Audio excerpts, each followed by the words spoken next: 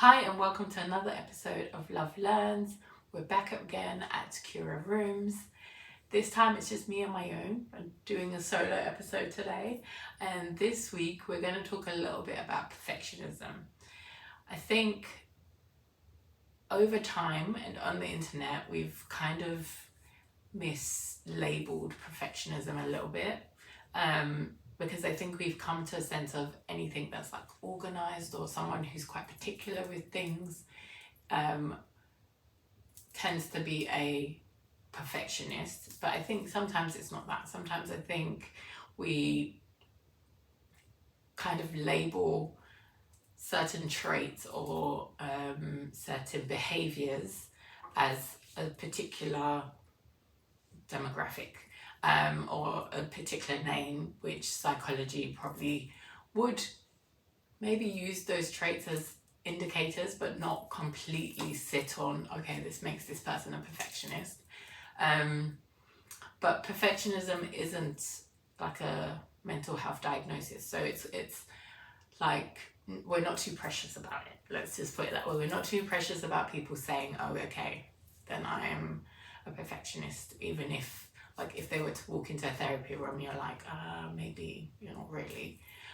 For me, I do have some of the traits. I'm not a perfectionist, but I do have some traits where, especially when I was starting this podcast, I felt like things needed to be a certain way and it couldn't be anything less than. Like, I would film some things and not post them because I didn't feel like it looked right.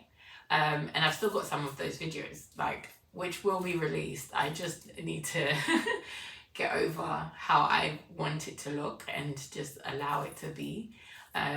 Which, yes, sometimes it's annoying that it doesn't turn out the way you want it to, but I think people who have like perfectionism traits tend to want things to look a certain way and feel a certain way that they think is perfect. And as we all know, perfectionism is a myth. It's not real. It's just our idea of what perfectionism is. It has its traits because when you are aiming for perfection, you are aiming, you're giving yourself the highest self of the highest part of excellence, if that makes sense. But sometimes excellence should be enough, but I think sometimes we overdo it to try and gain the impossible. And I think sometimes with what you've got, you have to just work with it, and progress is much better than perfectionism. Progress is much better than perfect, but I think sometimes we get stuck in the loop of I can't release this because it's not the same, and sometimes it can be so bad that it cripples people from doing what they feel they need to do. For example, like when I was doing this podcast in the first few seasons, I was not consistent because I felt like I didn't look right. I sounded a certain way that I needed to like work on my speech. Now I've kind of gotten comfortable with who I am. So sometimes I'm going to mess up my words. Sometimes I'm going to say things that probably don't make sense in the time. But when I'm talking to people, I can correct it. Like, I'm not too precious about the outcome. I just want the information to be out there for people. And the more I'm learning to serve people rather than to use this platform to kind of show off myself, the more I'm realizing if I'm doing that, it's more of an ego thing rather than it being a place of helping other people and serving people by giving them the information to use as they wish and please. But I think sometimes we just want things to be a certain way, and that can be okay as long as that message is not being stifled by you wanting it to look a certain way, and that message isn't being withheld for other people to use. So I think now I'm much more conscious about serving people and allowing people to see me in whatever form that is, just so that I can have the space for them to learn something and grow from something. But it's up to them what they do with the information.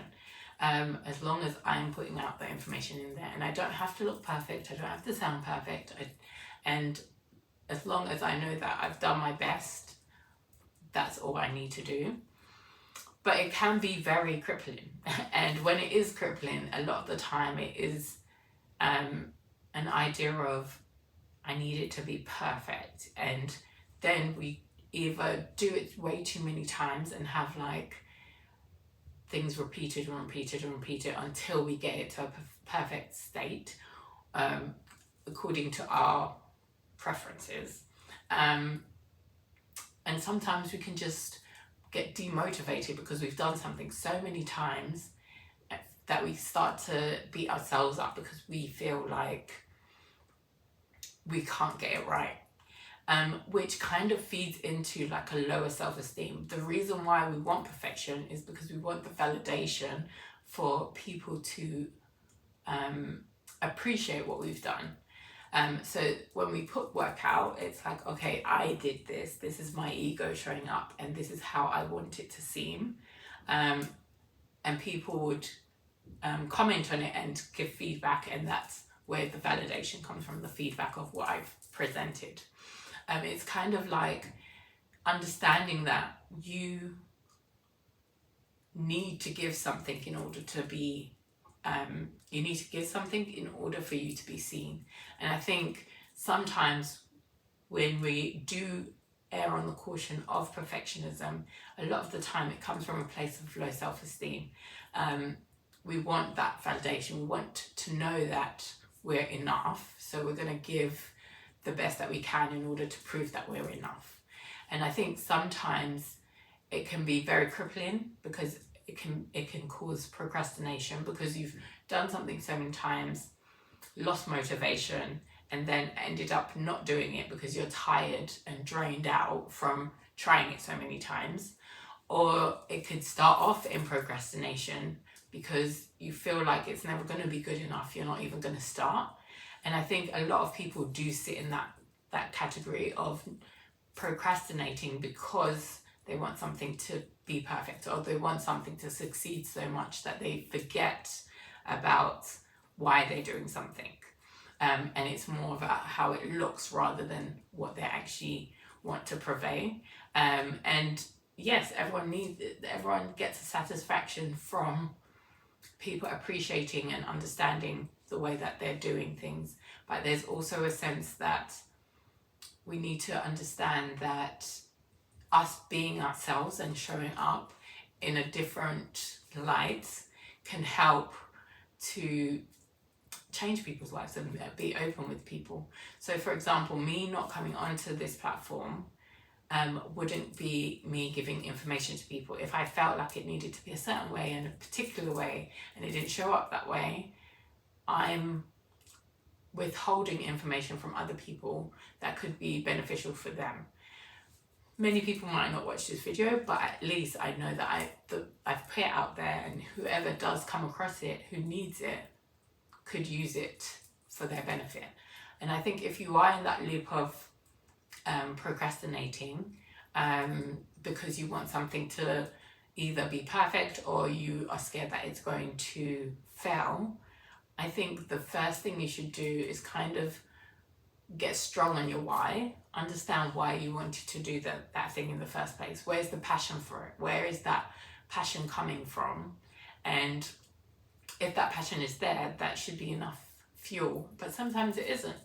And if it isn't, maybe speaking to people so that you get support of people of how they can help encourage you to get to a place where you feel that you can do it. So maybe you might do it on a smaller scale and just practice it in that smaller scale. For example, with this podcast, I used to feel so self-conscious talking to a camera, but the more I started off with just interviewing people, and then we got to me doing conversations with someone in a room, and then I went on to just doing my own videos like this. So I think sometimes we just have to take it bit by bit and scale it down to a place where it's not going to be exactly how you pictured it, but what are the first steps that you can take that you're comfortable with where you're at now in order to build to get to that place. It's kind of like building up the layers in order to get to a place where you feel comfortable in that space in order for you to deliver. Because I think when we don't deliver what we do, we start to feel guilty about not doing what we feel we should be doing, and then it starts the cycle over again, because it's like, I feel this guilt, so now I am going to try and do it, and then you try and do it, and then there's this sense of, oh, it's not good enough. But the fact that you've even taken that step is a huge step, and it's very brave for you to even take that step. You might not post it online, but you might send it to a few friends to have a look and see how they feel about these kinds of conversations and where you can improve on. And then they would help you again to like perfect it, or in the sense of not getting it perfect, but they can give feedback on, okay, we can do this, or we can do that, or we can do that. But you need to be able to pick those people quite